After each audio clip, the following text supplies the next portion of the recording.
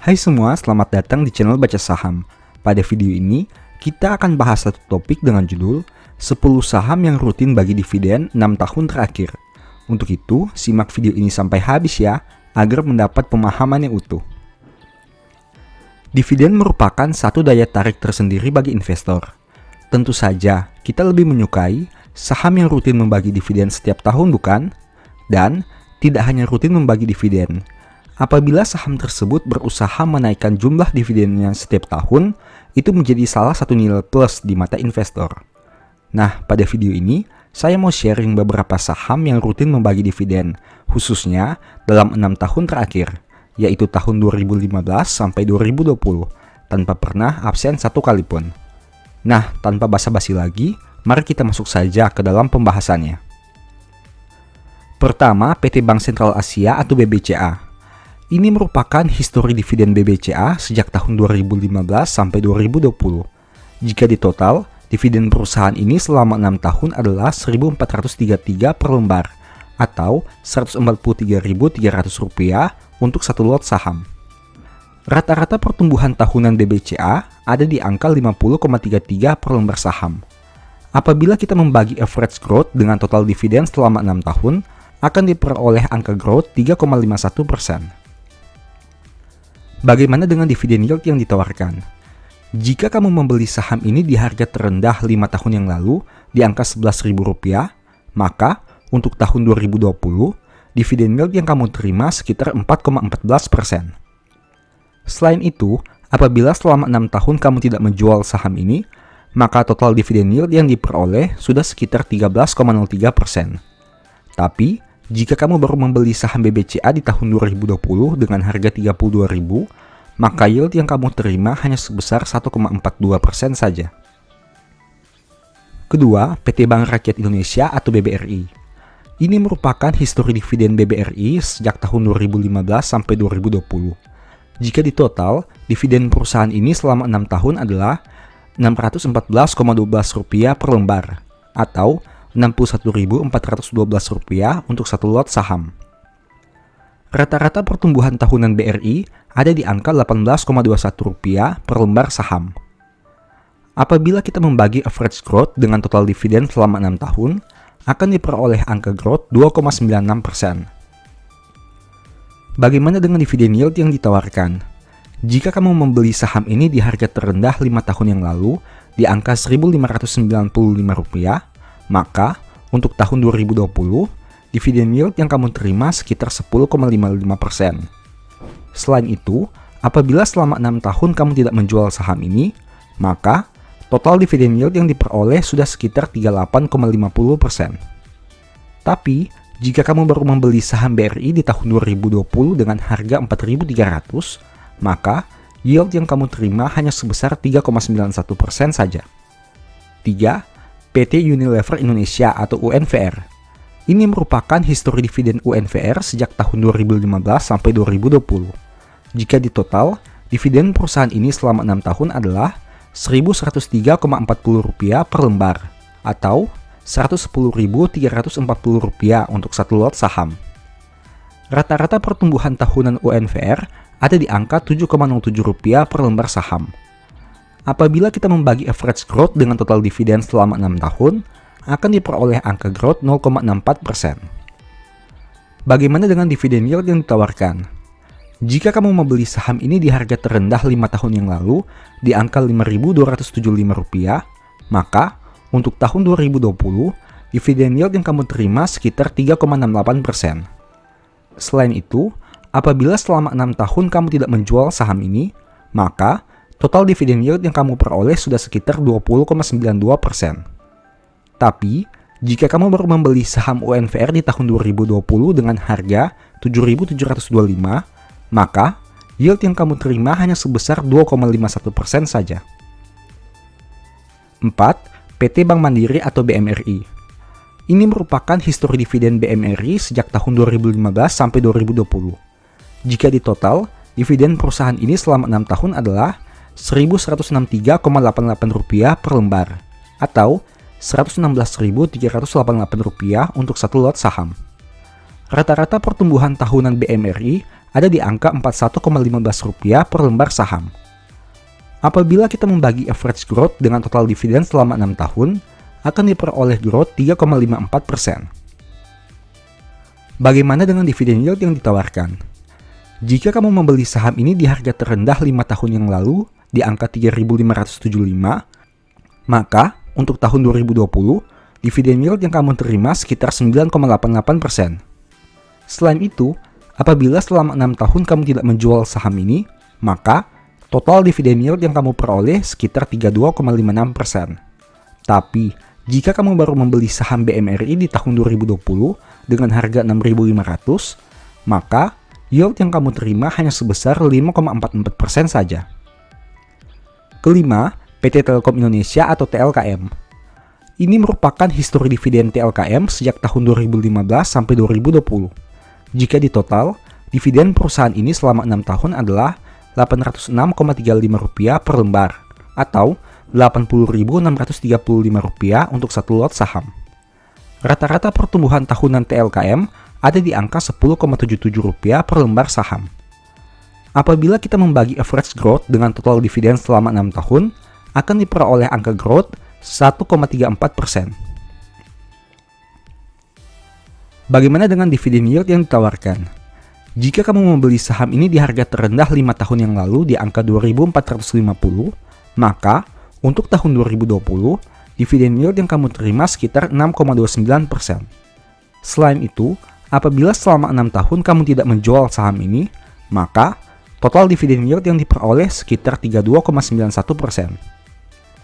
Tapi, jika kamu baru membeli saham TLKM di tahun 2020 dengan harga 3.250, maka yield yang kamu terima hanya sebesar 4,74% saja. Keenam, PT Bank Negara Indonesia atau BBNI. Ini merupakan histori dividen BBNI sejak tahun 2015 sampai 2020. Jika ditotal, dividen perusahaan ini selama 6 tahun adalah Rp1.142,94 per lembar atau Rp114.294 untuk satu lot saham. Rata-rata pertumbuhan tahunan BBNI ada di angka Rp10,28 per lembar saham. Apabila kita membagi average growth dengan total dividen selama 6 tahun, akan diperoleh angka growth 0,90%. Bagaimana dengan dividen yield yang ditawarkan?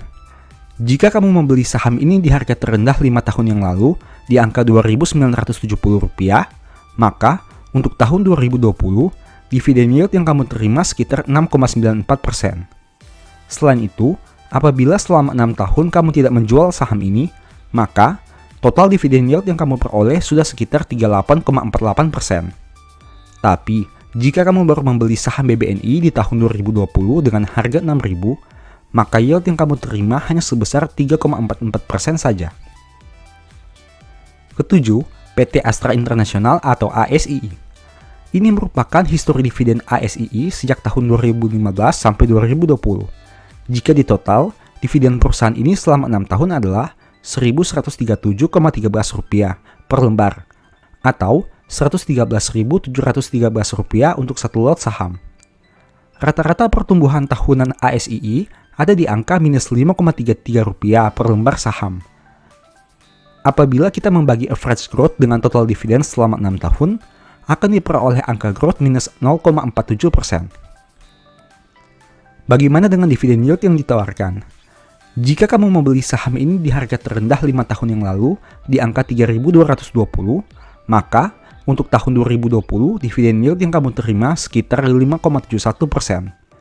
Selain itu, apabila selama 6 tahun kamu tidak menjual saham ini, maka total dividen yield yang diperoleh sekitar 35,31%. Tapi, jika kamu baru membeli saham ASII di tahun 2020 dengan harga 5.500, maka yield yang kamu terima hanya sebesar 3,35% saja. Kedelapan, PT HM Sampurna atau HMSP. Ini merupakan histori dividen HMSP sejak tahun 2015 sampai 2020.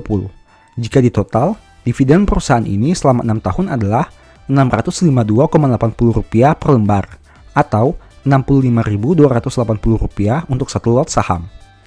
Rata-rata pertumbuhan tahunan HMSP ada di angka Rp1,33 per lembar saham. Apabila kita membagi average growth dengan total dividen selama 6 tahun, akan diperoleh angka growth 0,20%. Bagaimana dengan dividen yield yang ditawarkan? Jika kamu membeli saham ini di harga terendah 5 tahun yang lalu di angka Rp1.085, maka untuk tahun 2020, dividen yield yang kamu terima sekitar 11,04%. Selain itu, apabila selama 6 tahun kamu tidak menjual saham ini, maka total dividen yield yang diperoleh sekitar 60,17%. Tapi, jika kamu baru membeli saham HMSP di tahun 2020 dengan harga Rp1.550, maka yield yang kamu terima hanya sebesar 7,73% saja. Saham ke-9, PT Sido muncul atau Sido. Ini merupakan histori dividen Sido sejak tahun 2015 sampai 2020. Jika di total, dividen perusahaan ini selama 6 tahun adalah Rp118 per lembar, atau Rp11.800 untuk satu lot saham. Rata-rata pertumbuhan tahunan Sido ada di angka Rp4,17 per lembar saham. Apabila kita membagi average growth dengan total dividen selama 6 tahun, akan diperoleh angka growth 3,53%. Bagaimana dengan dividen yield yang ditawarkan? Jika kamu membeli saham ini di harga terendah 5 tahun lalu di angka Rp210, maka untuk tahun 2020, dividen yield yang kamu terima sekitar 17,62%. Selain itu, apabila selama 6 tahun kamu tidak menjual saham ini, maka total dividen yield yang diperoleh sudah sekitar 56,19%. Tapi, jika kamu baru membeli saham Sido di tahun 2020 dengan harga Rp800, maka yield yang kamu terima hanya sebesar 4,63% saja. 10. PT Mayora Indah atau Emyor. Ini merupakan histori dividen Emyor sejak tahun 2015 sampai 2020. Jika di total, dividen perusahaan ini selama 6 tahun adalah Rp125,40 per lembar, atau Rp12.540 untuk satu lot saham. Rata-rata pertumbuhan tahunan Emyor ada di angka Rp3,93 per lembar saham. Apabila kita membagi average growth dengan total dividen selama 6 tahun, akan diperoleh angka growth 3,14%. Bagaimana dengan dividen yield yang ditawarkan? Jika kamu membeli saham ini di harga terendah 5 tahun lalu di angka Rp981, maka untuk tahun 2020, dividen yield yang kamu terima sekitar 3,06%. Selain itu, apabila selama 6 tahun kamu tidak menjual saham ini, maka total dividen yield yang diperoleh sudah sekitar 12,78%. Tapi, jika kamu baru membeli saham Emyor di tahun 2020 dengan harga Rp2.450, maka yield yang kamu terima hanya sebesar 1,22% saja. Di akhir video ini, saya mau menyampaikan bahwa Baca Saham mempunyai 2 e-book saham yang mungkin saja bisa berguna bagi kamu. Pertama, The Stock Market, di mana berisi panduan bagaimana menganalisa fundamental dan laporan keuangan perusahaan dengan akurat, menentukan harga beli dan jual yang tepat, serta mengatur manajemen dalam membeli saham.